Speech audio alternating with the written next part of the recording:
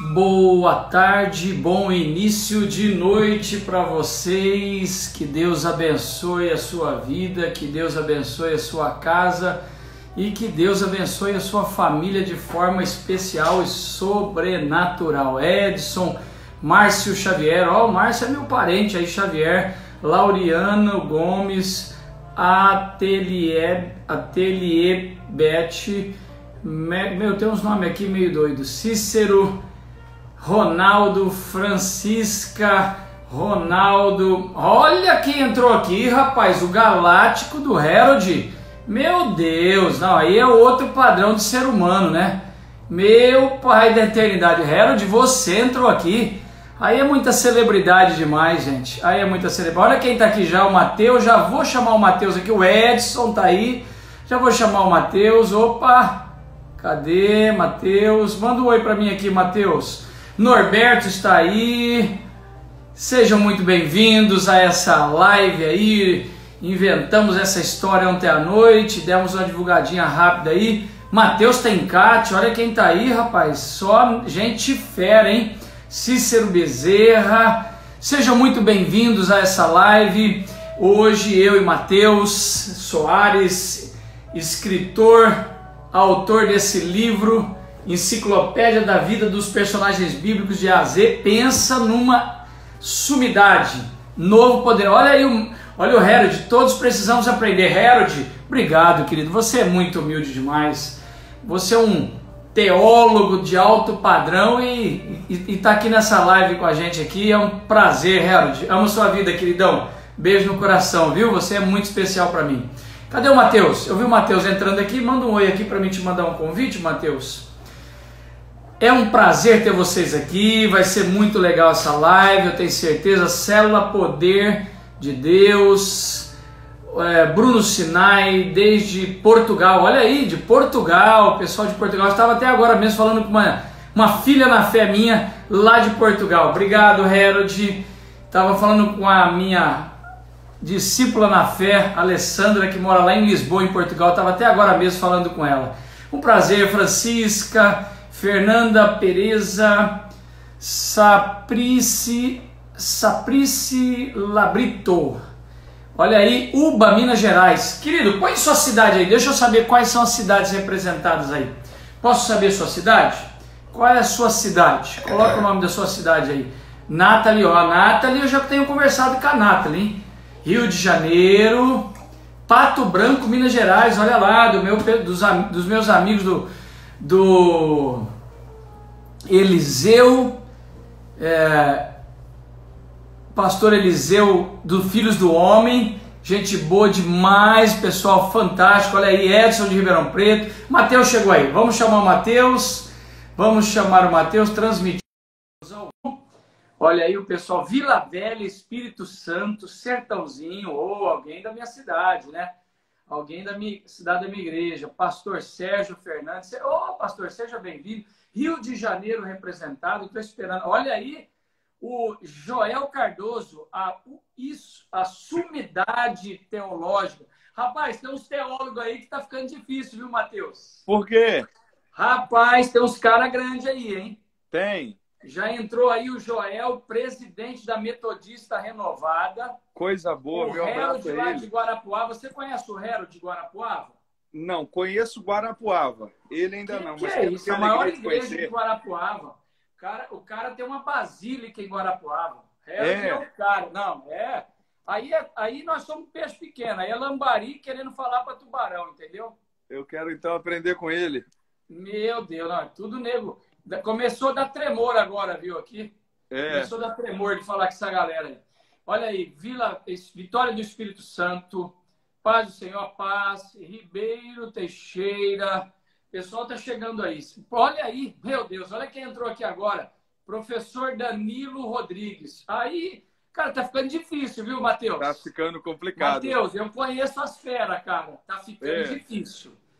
Elisandra entrou aí agora, meu Deus. Tem alguns dos seus aí? É bom que tem mais gente para pensar com a gente aí, né? Com certeza, para a gente brincar de Bíblia aí, né? Que bom.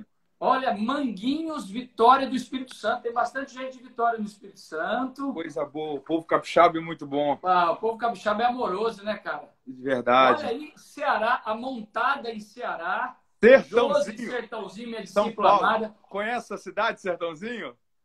Rapaz, ô louco aí. Rapaz, Sertãozinho é a capital do Brasil. Olha. Natal, Rio Grande do Norte, Salvador, Bahia. Cara, esse povo da PIB de Salvador são fora da casinha. Ó, Cariacica, Espírito Santo, Amapá, gente, Recife, Pernambuco, é gente do Brasil inteiro. Tem gente do Canadá que mandou um oi aí. Tem de Portugal aí, uns discípulos. Que bom. Igaba, Grande, Rio de Janeiro, região dos Lagos. É, região dos Lagos já começa a subir o nível também, né? Aí é só, ó, Porto Balse, Mogi Mirim, São Paulo. Meu Deus, é só gente grande chegando aí. Que Deus abençoe vocês. Um momento bom para esse pessoal também enviar o convite para mais alguém entrar na live. Lógico. Né? Então vamos fazer um desafio aqui, Matheus? Vamos lá. Pessoal, desafio, eu abençoo alguém. Olha só, eu abençoo alguém. Ou você é egoísta e quer a bênção só para você, ou você é um abençoador. Você tem que definir quem você é na vida. Os egoístas nunca prosperam, mas os abençoadores sempre prosperam. Então você vai pegar esse aviãozinho que está aí e você vai passar pelo menos 10 pessoas. Aperta nele aí. Mande um convite para participar dessa live para pelo menos 10 pessoas, ok? Para que as pessoas possam ser abençoadas como você vai ser abençoada. Em nome de Jesus e abençoado. Olha aí, pastor Joel está aí. Já disparei para muitos. Rapaz. Um abração para o pastor Joel. Cara, você precisa conhecer o apóstolo Joel. Conheço ele, da Metodista Renovada, conheço. Rapaz, é outro nível, né? É uma pessoa muito nobre, um pastor muito querido. Meu abraço a ele. Sim. Eles têm uma filial aqui próxima, em Búzios, com o pastor Rapaz, Marcelo. Olha quem entrou aí agora. Apóstolo Cristiano Moreira. Maravilha. O braço direito do Judá Bertelli. Rapaz, se esse cara entrou aí, nós estamos cobertos pelo manto da oração agora. Esse aí é o homem das orações. Mandei para mais de 70 pastores, está dizendo o Joel aqui. Olha isso. Olha. Ô, Joel, você é maravilhoso, Joel. Quando eu estiver em São Paulo, depois da quarentena, eu vou te dar um beijo na boca. Você vai ver. Tiago, fala um pouco aí, né? Da sua vida, de você. Eu também vou falar um pouquinho de mim, para que os que te seguem ouçam um pouquinho de mim e os que me seguem ouçam um pouquinho de você aí. Vamos lá? Maravilha. Fala um pouquinho de você aí. Eu sou um jovem pastor, resido em Cabo Frio, na região dos Lagos. Mora mal, hein? Moro mal. Nossa região aqui é uma região muito conhecida pelo turismo. Nós estamos entre duas cidades que são Arraial do Cabo e Búzios. Prego desde os 14 anos e tenho vivenciado... Você está com quantos anos? Estou com 29. E prega desde os 14? 14, então prego aí há 15 anos. Você começou cedo. Comecei cedo. Conta rapidinho como é que foi essa história aí. Eu nasci numa família cristã, né? Graças a Deus. E desde os 6, 7 anos de idade eu frequento ambientes teológicos com meu pai. Eu tinha 6, 7 anos quando o papai cursava teologia, eu sempre ia. Seu pai já era apaixonado pela Bíblia, Matheus. Graças a Deus. E meus pais, graças a Deus, tiveram sempre esse cuidado de me ensinarem também dentro de uma criação, de uma formação bíblica, cristã. E a partir dali foi se desenvolvendo um amor pelo estudo, pela teologia bíblica. E a partir dos 14 anos comecei a pregar e a partir dos 17, 18 anos a viajar pregando em outros locais, atendendo algumas programações que surgiu a oportunidade de estar servindo a elas. E a partir dos 20 anos comecei a dedicar mais o tempo em relação a um tempo mais integral, tanto às viagens como também para a escrita, escrevendo livros, produzindo material cristão na linha da literatura para agregar valores, também somar aí dentro desse universo da literatura brasileira cristã, que tem uma variedade. Então esse livro teu não é o único? Não, na verdade esse daí é o terceiro livro. Ah, tá. Eu tenho outros 2 materiais na linha de curiosidades bíblicas, de um modo geral.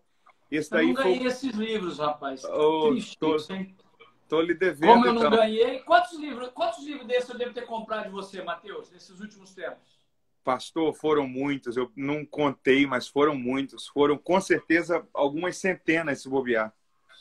eu acho que já foi uns 200 para cima. Pelo menos.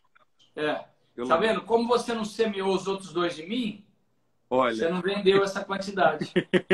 Olha o cara quando retém a benção, o que acontece com ele? Olha o que acontece. Tá vendo?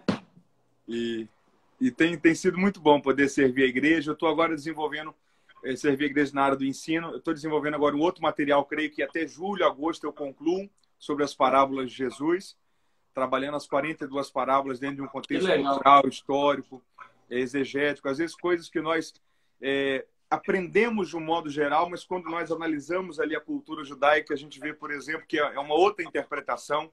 Um exemplo disso, por exemplo, são as 10 virgens. Eu cresci ouvindo dizendo que as 10 virgens ali representavam a igreja. E quando eu comecei a estudar, por exemplo, sobre o contexto da parábola, como que os judeus, por exemplo, ouviram pela primeira vez que ela foi contada por Cristo, dentro desse universo judaico, né, que é o berço ali para essa parábola, aí eu comecei a entender algumas coisas. Por exemplo, as 10 virgens, elas eram companheiras da noiva, o casamento acontecia na casa do noivo, a noiva se preparava com o auxílio das 10 virgens, e o noivo, então, na noite de núpcias, saía da sua casa, vinha até a casa da noiva, e as 10 virgens elas eram as representantes, tanto pelo cuidado da noiva, como, por exemplo, pela questão da iluminação do caminho até chegar à casa do noivo. Então, o primeiro ponto ali na interpretação, se as 10 virgens não são a noiva, elas não são a igreja. Então, quem são as 10 virgens da interpretação na parábola das 10 virgens?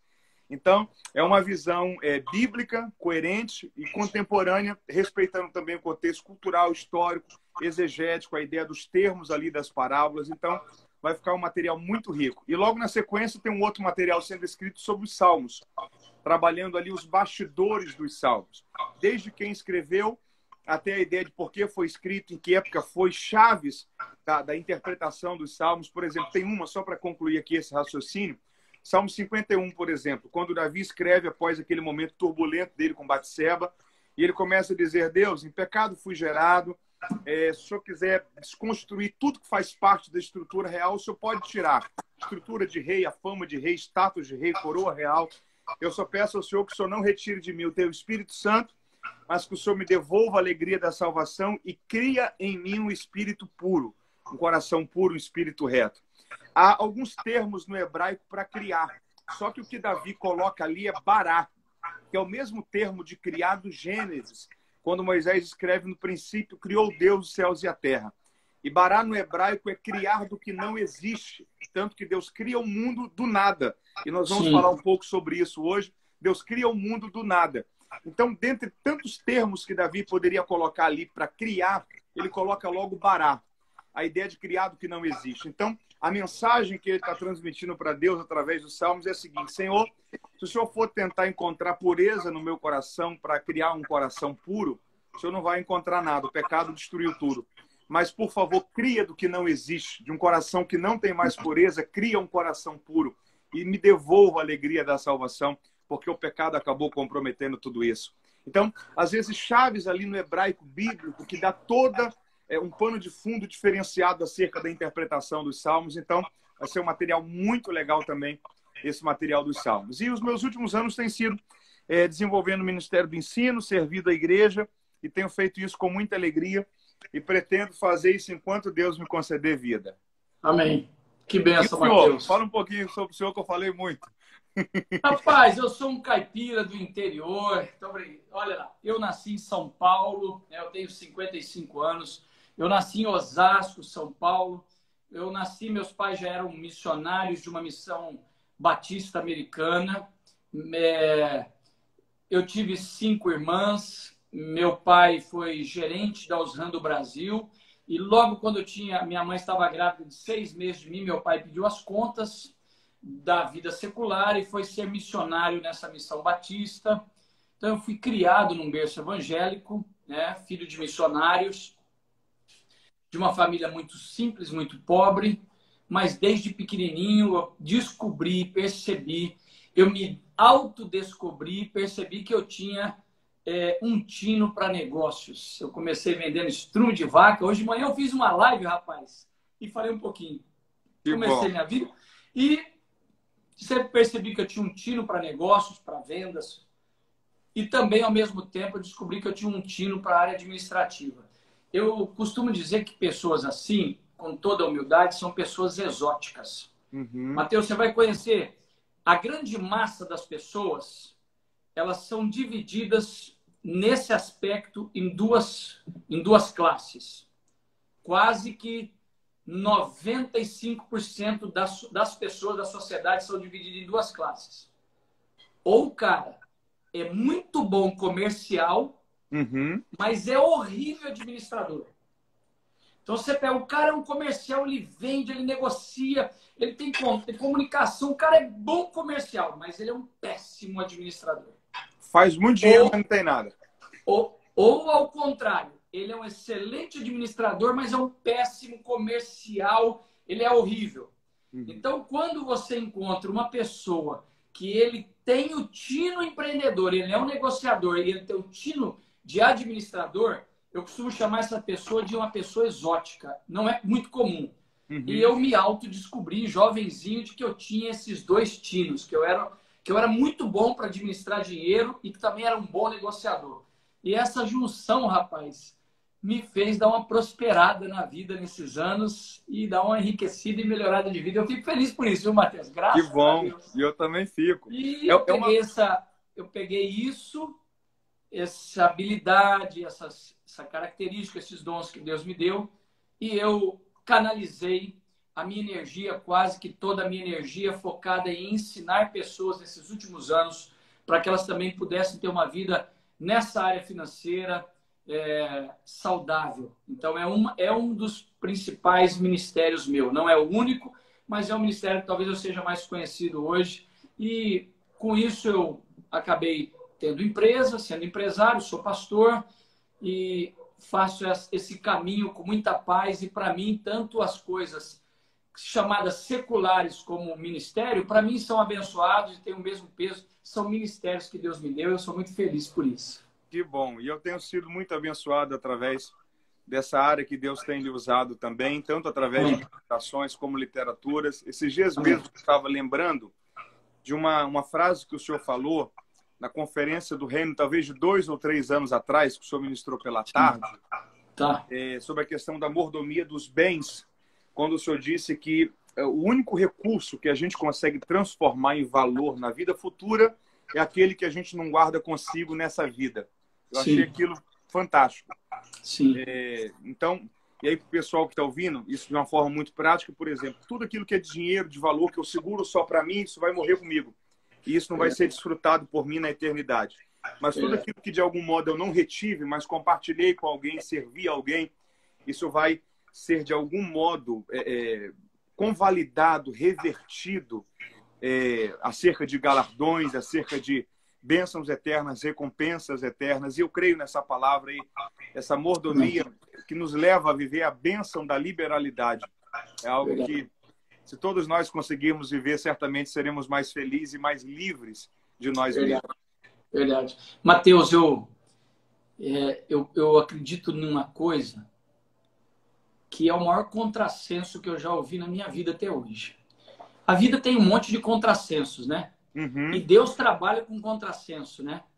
Deus manda colocar guarda em Israel e orar a ele. Josué colocou colocou guardas em Israel e orou a Deus. Aí eu te pergunto, eu oro ou coloco guarda? Porque se eu orar e colocar guarda, então eu vou passar por incrédulo porque eu não acreditei na minha oração. Se eu coloco guarda, eu não confio em Deus. O que está certo? Eu oro ou coloco guarda? As duas coisas. Sempre tem a parte de Deus e a nossa parte. E eu costumo dizer que esses contrassensos mexem muito comigo. Eu sou um cara muito pensador, cara. Eu penso demais na cabeça. Dizem, uns 2 médicos já me dizem que eu tenho síndrome do cérebro acelerado, sabe? E eu acredito no negócio. É o maior contrassenso da vida. O único dinheiro que nós vamos levar é o que nós demos. Olha que doideira. Uhum. Se eu dei, já não tenho mais. O único dinheiro que eu vou levar para a eternidade é o que eu dei. Pô, mas se eu dei, como é que eu levo para a eternidade se eu já dei? Mas o único dinheiro que nós vamos levar para a eternidade é o que nós demos. Nenhum problema de morar bem, de ter uma casa boa, faz parte. Eu sou um cara descomplicado nisso. Sou um cara que acredito na prosperidade, na bênção de Deus. Já fui muito julgado por isso, mas também, aos 55 anos também, já me deu a luz de não me esquentar a cabeça o que penso, o que acho. Mas eu acredito que a gente tem que viver bem, mas a grande pergunta é o que eu estou plantando para a eternidade, né?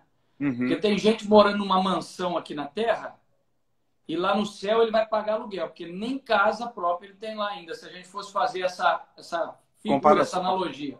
Tem gente que anda numa Mercedes bem aqui e lá no céu não vai ter nem sapato para colocar no pé, de tão miserável que é de investir no reino de Deus.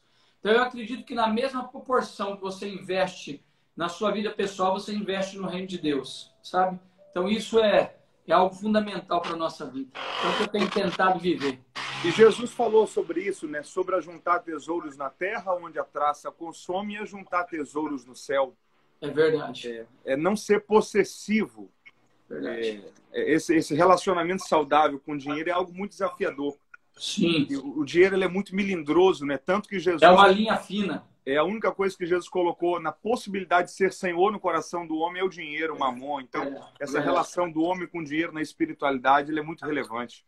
É interessante que quando Jesus disse ou servir a mim ou a mamon, as riquezas, na verdade ali nós temos o princípio do animismo. O que é o animismo? Vocês que estão na live. O animismo é você tornar algo sem vida em algo que tem vida. Por exemplo, pegar algo abstrato. Você pega uma cadeira. Por exemplo, vamos dar um exemplo aqui de um processo de animismo. Moisés sobe para o monte, Arão manda derreter o ouro de todo mundo, faz um bezerro de ouro, e eles transformam aquele bezerro de ouro, que não tinha vida nenhum, era um objeto de ouro.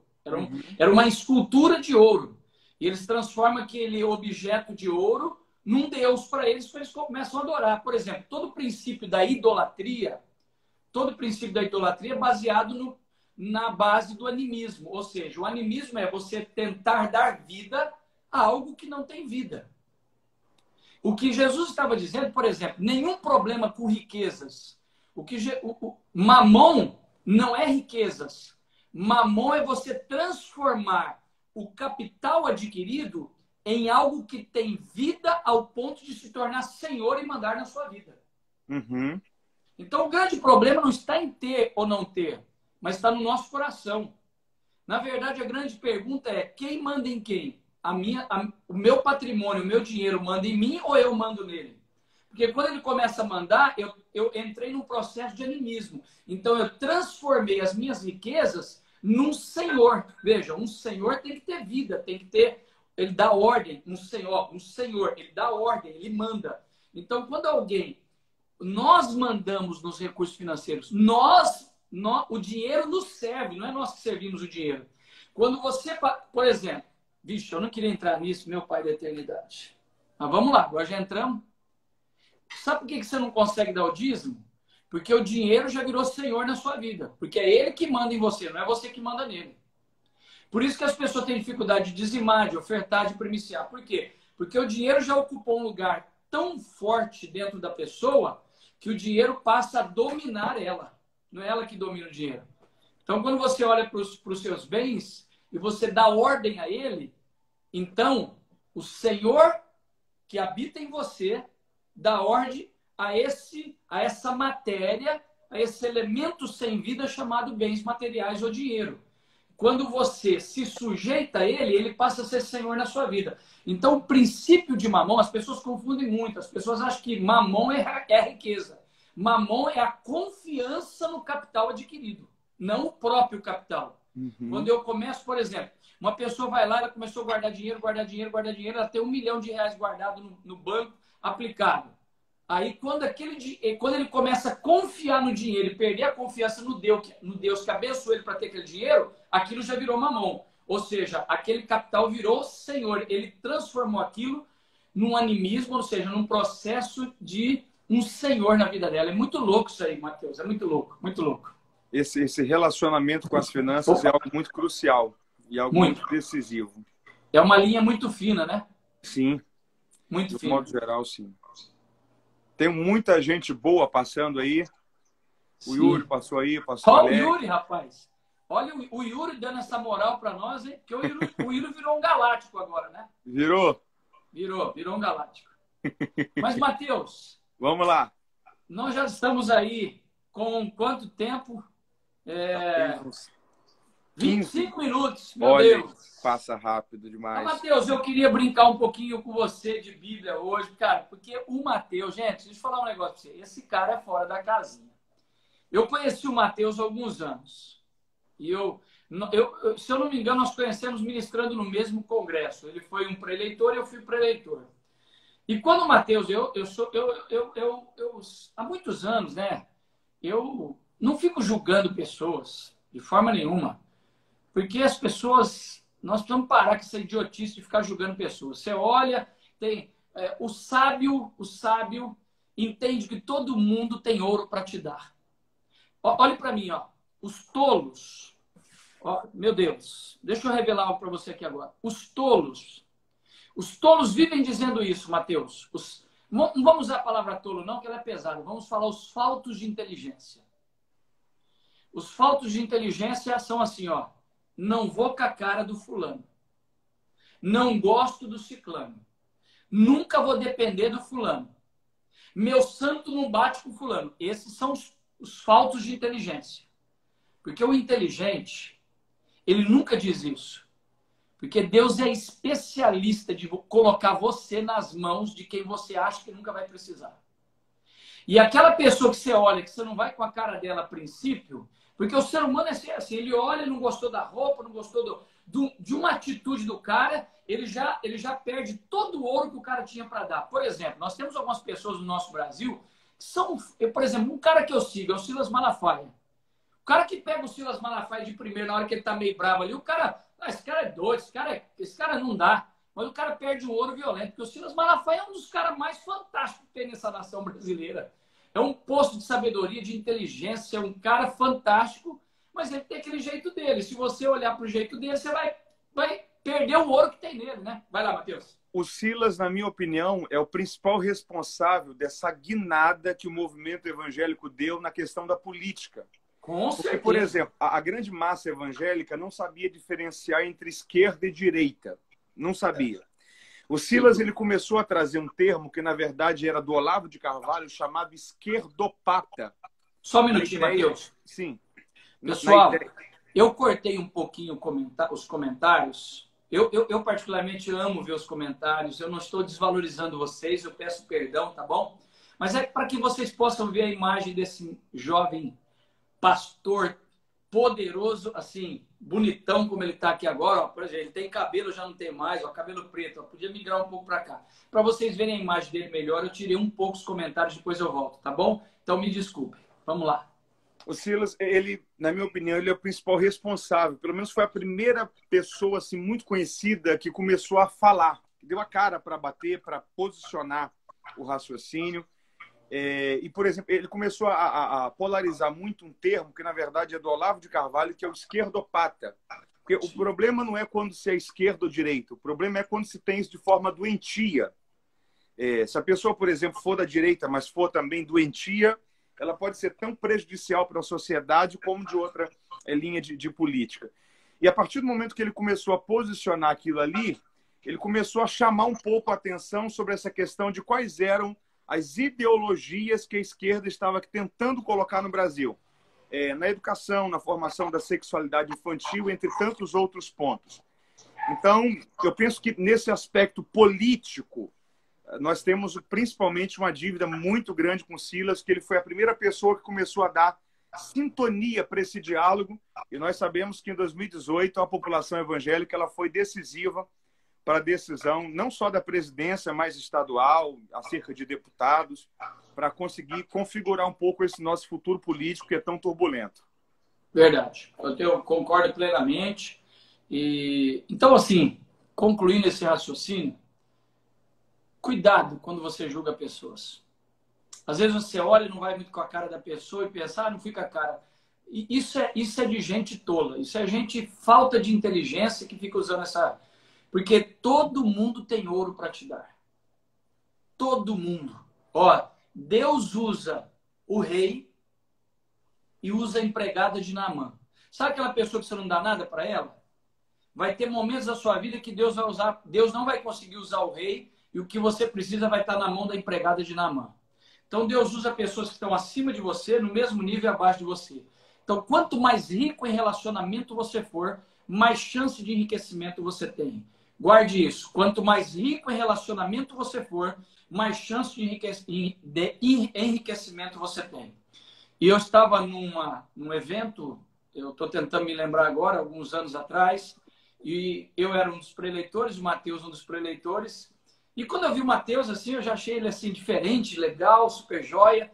E quando esse homem subiu para pregar, eu falei, caramba, velho, o cara é uma bomba atômica pregando, é um poço de conhecimento. Mateus, de verdade, eu não sou de ficar fazendo essas coisas, tá? Poucas pessoas eu falo isso, poucas. Talvez não enche o dedo das mãos. Eu fiquei um cara muito seletista para ouvir alguém pregar. E para mim, você é um dos melhores pregadores que nós temos na nossa nação brasileira. Bondade eu tenho 29 anos, mas você é o cara. Parabéns, que Deus te concede simples, humilde, guarde você, que você se esconda sempre da soberba, do orgulho, da prepotência, porque um dos maiores segredos da vida de alguém é a simplicidade. Até o povo não está aguentando mais, viu, Mateus? O povo evangélico se cansou desses estrelismos, sabe? Essas coisas babacas. Nós não somos nada, cara. Não somos nada. Todo mundo está aprendendo alguma coisa. Nós somos seres humanos aprendendo o tempo todo. Somos criaturas em construção. Mateus, eu falei bastante. Eu vou jogar um negócio aqui agora, que agora eu quero ouvir você. Eu queria convidar você que está nessa live com a gente para uma viagem agora bíblica. Mateus ficou... Desde ontem à noite nós decidimos esse negócio dessa live. O que nós vamos falar? Eu falei, não sei. O que nós vamos falar? Hoje de dia ele mandou para mim, não sei. Agora, 10 minutos antes, falei, Mateus, vamos falar sobre o Gênesis, sobre a criação. Quero convidar você a abrir a sua Bíblia comigo em Gênesis capítulo 1 e aproveitar o ensejo, que agora foi só introdução até agora. Se você já foi abençoado com algumas coisas, foi introdução. Agora nós vamos começar a estudar a Bíblia.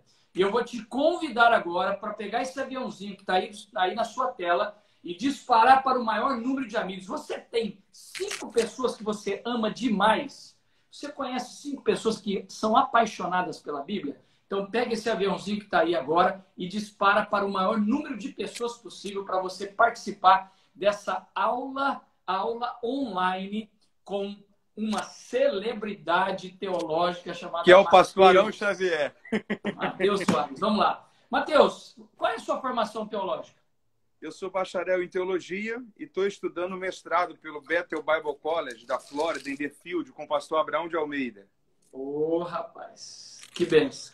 Eu também fiz o Seminário Batista Teológico e depois fiz a Faculdade Secular para que eu pudesse ter o nível universitário também em teologia. Então, tenho 2 formações aí de teologia também. Bacharel em teologia também. Só que tem gente que é bacharel e tem gente que é o bacharel. Entendeu? É isso que está na minha frente aí. Mateus, eu vou fazer o seguinte. Eu vou só ler Gênesis capítulo 1, verso 1, 2. E depois eu vou soltar para você ter bastante liberdade de falar sobre isso. Criação ou recriação? Vamos lá. No princípio, Gênesis capítulo 1. No princípio criou Deus os céus e a terra. No princípio criou Deus os céus e a terra. A terra, porém, era sem forma e vazia, e havia trevas sobre a face do abismo, e o Espírito de Deus pairava sobre as águas. No princípio criou Deus os céus e a terra. A terra, porém, era sem forma, estava sem forma e vazia, e havia trevas sobre a face do abismo, e o Espírito de Deus pairava sobre as águas. Mateus, destrincha isso aí. Criação, recriação, como é que é isso aí? A criação, ela é... E eu quero já começar dizendo que provavelmente uma resposta que eu deva dar para alguma pergunta aí é uma resposta que uma vez eu ouvi do Dr. Shed e nunca mais esqueci. Ontem, o Facebook me lembrou, a última vez que eu tive a alegria de estar com ele, há 4 anos atrás, foi uma ocasião que ele veio ministrar em Cabo Frio, nós jantamos juntos. Ele é fora da casinha também. Quem conheceu o Dr. Shed, eu acho que nunca vai passar na possibilidade na cabeça dele de achar que ele é alguma coisa. Porque o Dr. Shed, sim, era o cara. E era alguém de uma humildade, de um coração puro, nobre, tratava todo mundo com igualdade, com muita educação. Era alguém que vai levar muito tempo, talvez, no cenário brasileiro, para a gente ter alguém daquela envergadura. Infelizmente, é uma lacuna que ainda não foi preenchida. E eu lembro que, jantando com ele naquela vez, foi em maio de 2016, eu tinha uma pergunta, eu não lembro qual foi a pergunta, eu confesso. Mas eu lembro que eu fiz a pergunta para ele, mas tendo a certeza que ele ia me responder. Ele olhou dentro dos meus olhos assim, respirou fundo e falou, não sei. Eu pensei, rapaz, se um homem como o Dr. Shed não sabe, eu não sei é nada. Então vamos lá. A criação ela é um problema muito grande. A base da criação, e talvez o grande problema seja esse versículo 1 e o versículo 2. Tem até um livro do Adalto Lourenço que ele fala sobre Gênesis 1 e 2, ele desenvolve um raciocínio mais pelo lado científico sobre essa questão do criacionismo, mas eu não vou entrar no mérito nisso hoje, porque é algo bem definido na gente entre a questão do evolucionismo e o criacionismo. Nós temos o nosso ponto de vista bem formado em relação a isso. Mas, por exemplo, tem algumas questões polêmicas na criação. O Senhor trabalha por 6 dias, no 7º ele descansa. Certo. O que são dias para a gente? Como que a gente marca o final de um dia e o início de outro dia? Sol e lua. Como que a gente sabe que terminou o dia? A lua, o sol se pôs. Como que a gente sabe que iniciou o dia? O sol nasceu. Como que a gente tem esse cálculo de dias, do primeiro, segundo e terceiro dia? Se não me foge a memória, no terceiro ou no 4º dia que vai ser criado o sol e a lua. Então, como que era o primeiro e o segundo dia sem sol e sem lua para ser contado o dia? Então, há uma possibilidade de que esse termo dia aqui seja um tempo completo, não necessariamente de 24 horas, mas um tempo completo para a criação daquelas coisas. Certo. Uma outra questão que muita gente debate... E aí, então, nesse momento, não estava no Cronos. No Cronos, digamos, numa linguagem mais fácil para a gente dentro do corriqueiro, não estava no Cronos, mas é um tempo que Deus estabeleceu para a criação. O Cronos nasce após a queda? Eu penso que, de algum modo, após a queda, nós vamos começar a ter um ajuste de tempo, porque a gente começa a trabalhar com um detalhe chamado morte. E só lembrando que o homem, antes da queda, ele nunca foi eterno, mas ele era imortal. Porque eterno é aquilo que sempre existiu, imortal é aquilo que nasceu para não morrer. Somente Deus é eterno, porque somente Deus sempre existiu. Nós seremos eternos. Deus é eterno. A diferença entre alguém que será e alguém que é que Deus é eterno. Ele sempre existiu no passado, existe no presente, sempre existirá no futuro. Nós seremos eternos. Nós não sempre existimos no passado, tivemos o início e seremos, né? Sim, e Adão, dentro daquela condição, antes da queda, ele era imortal. Certo. Pela questão de que a própria Bíblia vai dizer, um versículo muito conhecido, a questão do salário do pecado, que é a morte. Então, vai desencadear todo esse processo que leva à morte, tanto física e espiritual, em várias camadas da vida. Então, uma coisa que muita gente, por exemplo, se pergunta é a ideia de que no princípio criou Deus os céus e a terra, verso 1, no verso 2, a terra sem forma e vazia, deformada. Como que Deus poderia criar algo deformado? É um debate interminável. Outra questão, por exemplo, que muitas pessoas se perguntam é sobre a questão do nosso cálculo bíblico de tempo e o cálculo da ciência de tempo.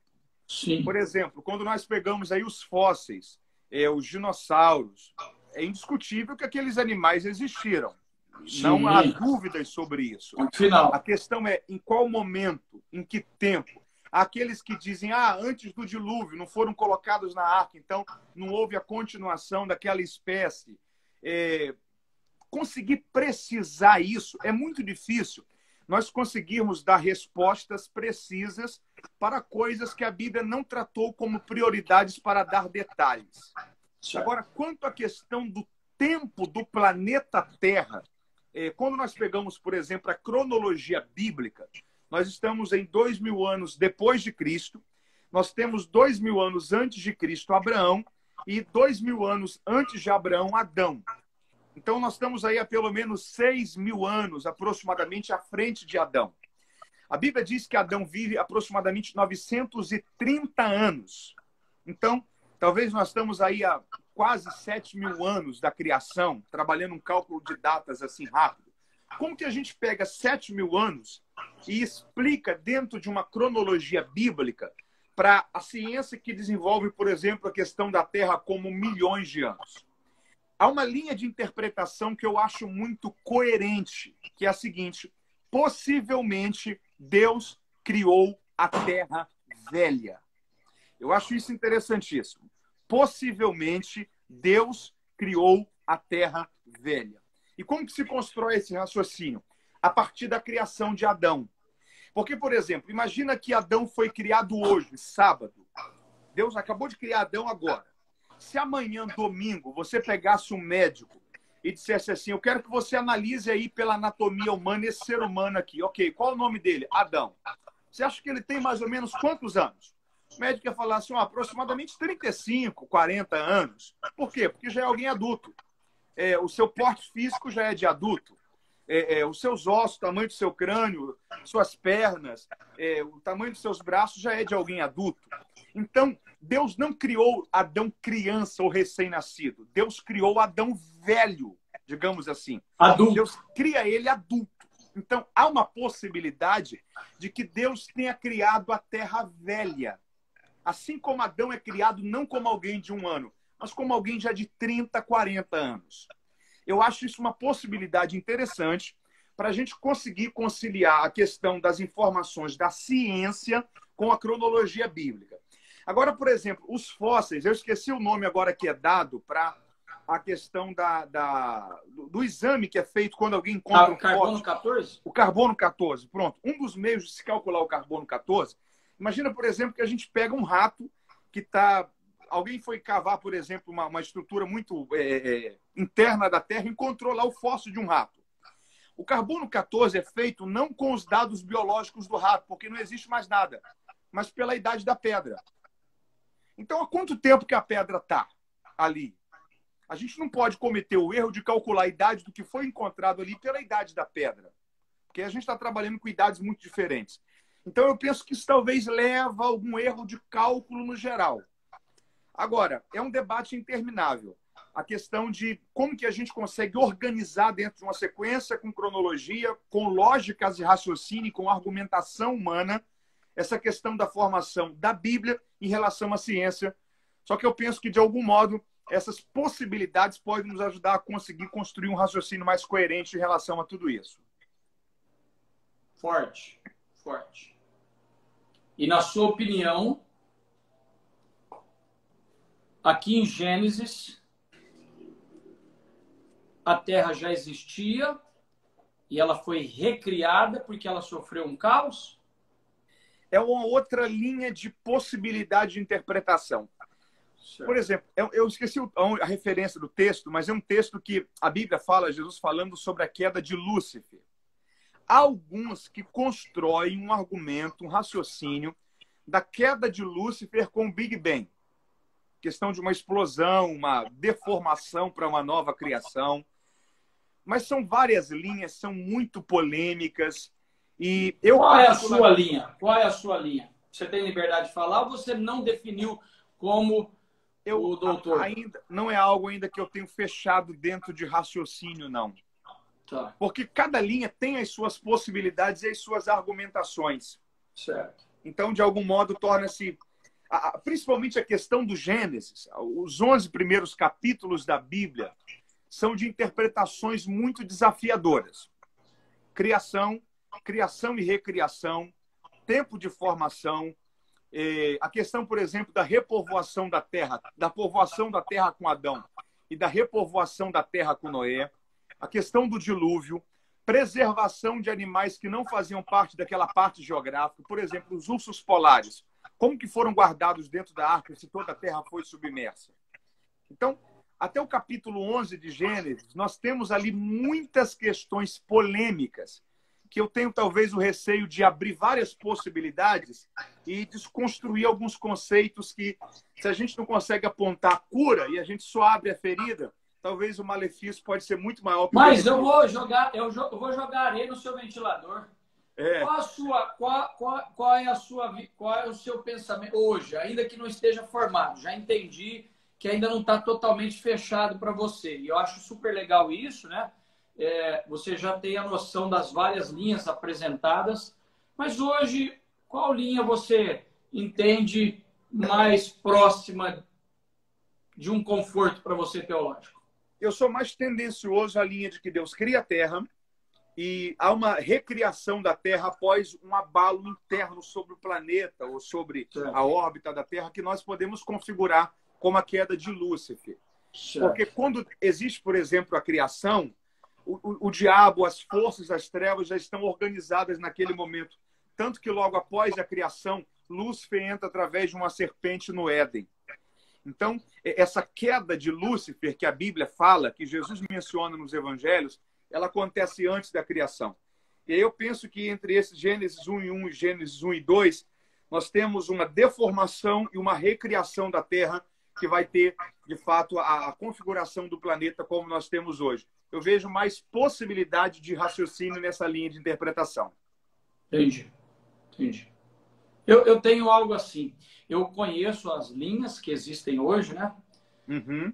Mas assim, pessoal que está aí na live com a gente, preste atenção no que eu vou dizer para vocês agora. Nós precisamos ser maduros ao ponto de nunca nos olharmos como pessoas absolutas. Eu, particularmente, tenho uma dificuldade muito grande com toda a linha absolutista. É uma posição minha, respeito quem quer partir para esse caminho, essa atitude, mas eu particularmente não sou muito essa linha. Olha, eu tenho 55 anos, vou fazer 56 o mês que vem, e eu tenho aprendido a escrever, a minha vida, a minha história. Essa régua não serve de base. Eu tenho procurado escrever a minha vida com lápis e as minhas teologias com lápis. Porque se eu tiver que apagar, não vai borrar. Uhum. Então, cuidado, porque eu já fiz algumas alterações na minha teologia. Por exemplo, eu não tenho problema de falar aqui, tá? Eu fui um calvinista roxo. Eu era um calvinista roxo. Do livro Deus é Soberano, era minha cabeceira de cama. Pensa num calvinista roxo. Dos calvinistas, quando eu fiz o seminário batista no sul do Brasil, batista regular, eu era tão calvinista, eu era um conservador calvinista roxo. E hoje já não sou mais. Não vou dizer que não sou completamente, mas já não sou mais como era antes, né? Nós temos os armenianos e os calvinistas, né? E eu já tive um extremo para um lado e mudei. Então, eu vou te dar um conselho para vocês que estão... Porque quem está nessa live aqui gosta de Bíblia. Ninguém estaria nessa live com a gente se não gostasse de Bíblia, né? Se não gostar de Bíblia, não vai conseguir ficar aqui. E eu vou dar um conselho para vocês. Ouço um conselho de um cara que já chegou da meia-idade. Cuidado com você se tornar e se posicionar como alguém absoluto. A vida dá tanta volta e as coisas podem mudar muito. Não é que você não vai ser firme. Eu sou um cara de personalidade forte, de pegada firme, sou um cara de convicções fortes, mas eu me permiti teologicamente ser alguém que não fosse absoluto, ok? Então, o que eu vou partilhar com vocês agora é algo que é uma cabeceira de cama minha. Eu vou ter a liberdade de dizer para vocês qual é a minha visão, tá? Ela é muito fácil de entender. Quando eu estou falando que é muito fácil de entender, eu não estou te induzindo a acreditar ou não acreditar. Eu estou dizendo que é muito simples a forma como eu vou tentar passar para vocês como eu vejo esse cenário aqui da criação, da recriação e como é que eu vejo tudo isso. Eu já estudei todas as linhas. Eu tenho pessoas maravilhosas, homens que conhecem muito Bíblia e que pensam diferente de mim. Então, humildemente quer dizer para você que eu não estou aqui de forma prepotente dizendo que eu sou o dono da verdade. Mas eu vou ter a liberdade de abrir aqui, como se fosse uma cabeceira de cama. Eu vou abrir aqui minha teologia de cabeceira de cama, que ela pode ser alterada amanhã, mas depois de muito pensar, de muito estudar, eu cheguei num denominador comum, Mateus. Eu acredito que o céu é um lugar geográfico. Veja bem, eu vou ter que explicar algumas coisas para vocês usando algumas tendências e algumas formas antropomórficas, ok? Uhum. Deixa eu explicar para vocês o que é E só para o pessoal saber, antropomorfia são atribuições de ações humanas a Deus. Então, por exemplo, a mão de Deus, os pés de Deus, é uma linguagem humana para compreendermos a ação de Deus. Exatamente. Por exemplo, você tem que usar... É impossível nós não analisarmos, estudarmos a palavra, o próprio Deus, a própria Trindade, sem a gente abrir o leque da antropologia. Ou seja, o que é antropologia? É você trazer algo no vocabulário humano mais próximo daquilo que é divino. Não tem como expressar, porque veja bem, nós nunca vamos entender tudo. Eu acho engraçado que tem gente que diz assim: quando nós morrermos, nós vamos entender tudo. Quando eu morrer, eu vou entender tudo. Querido, deixa eu dizer para você, você nunca vai saber tudo. O dia que você souber tudo, você vai virar Deus. Você vai ampliar o seu nível de compreensão de coisas. Mas saber tudo nós não vamos saber nunca. Nem quando nós estivermos no céu nós vamos saber tudo. Porque o dia que a gente saber tudo, nós nos tornamos Deus. Então nós vamos ser eternamente criaturas e Deus é eternamente criador. Se a gente passar a saber tudo... Eu vou voltar, tá, gente? Eu vou voltar, mas eu vou dar uma ilustração para vocês, que isso me ajudou demais. Mateus, nos anos 80, eu era um jovem de 20 e poucos anos, cara, pirado com a Bíblia. Eu li a Bíblia inteira em um ano, 13 vezes, de Gênesis a Apocalipse. Em um ano, velho. Eu comia a Bíblia de cedo até a madrugada. E tentando entender tudo. Tentando entender a Trindade, como pode ser três, se são separados. Eu queria entender tudo. Eu queria entender Deus, queria entender tudo. E eu estava lá em Curitiba, cara, e eu achei um livro. Na biblioteca lá do seminário tinha tanto livro. Aqueles americanos compravam tanto livro. Os professores lá. E eu achei um livro lá, e eu comecei a ler o livro em busca de tentar entender tudo, Mateus. E aí no livro, cara, o autor, ele disse, ele conta uma ilustração no livro. Era um autor americano, e ele disse que havia um teólogo que morava numa casa na beira da praia nos Estados Unidos, numa praia dos Estados Unidos. E esse cara estava por dias ali, trancado no escritório dele, lendo a Bíblia, lendo livros, tentando entender tudo, cara. Tentando entender a Trindade, como são três ao mesmo tempo, são distintos, o Pai, o Filho e o Espírito Santo. E o cara tentando entender, comendo Bíblia, tentando, fritando a cabeça. Aí chegou uma hora que ele não estava aguentando mais, tanto que ele estava lendo, tentando entender Deus, que ele saiu para fazer uma caminhada na praia. A casa dele era de frente para o mar. E ele saiu para fazer uma caminhada e começou a caminhar. E de longe, cara, estou olhando aqui, falta 7 minutos, nós vamos ter que daqui a pouco sair e voltar novamente. Mas vamos acabar rapidinho aqui. Vamos lá. E ele foi caminhando pela praia e de longe, assim, uns 500 metros, ele viu que tinha um garoto, a praia deserta, totalmente deserta, e tinha um garoto que corria para a areia do mar e voltava entrava na beira do mar e voltava para a areia da praia. E voltava. Ele ficou curioso, falou: o que o menino está fazendo? Toda hora ele entra no mar, na beira do mar, volta para a praia. Entra no mar, volta para a praia. Quando ele foi chegando perto do menino, ele percebeu que o menino tinha uma cuia de coco na mão. Uma cuia de coco. E o menino tinha feito um buraco na areia. E ele corria no mar, enchia a cuia de água e jogava no buraco. Corria no mar e jogava no buraco que ele tinha feito na areia. Aí esse estudioso teólogo chegou perto do menino e falou assim, o que você está fazendo? O menino olhou para ele e falou assim, estou tentando esvaziar o mar. Aí naquela hora ele parou e Deus falou com ele, você está tentando fazer a mesma coisa lá na sua casa.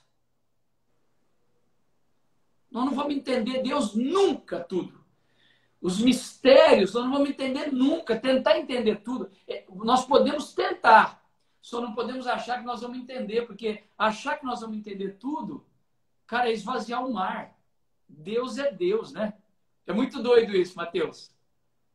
Não dá, faz parte do infinito, a gente não consegue ter nenhuma interferência ali. Sim.